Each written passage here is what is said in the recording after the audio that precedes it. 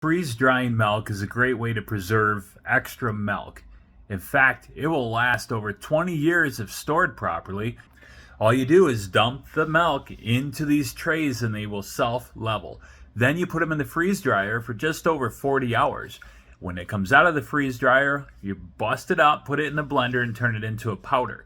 To make milk out of it, all you have to do is add equal parts water to the white milk powder dust and stir it up really well, and it tastes just like, if not better than, the milk when it was fresh.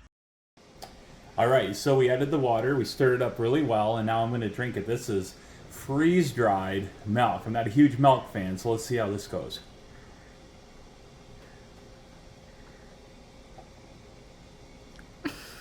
That's great.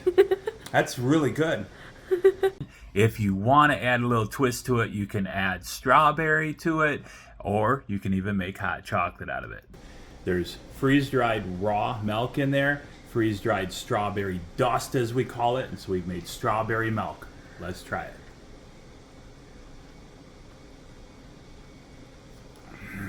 That's good.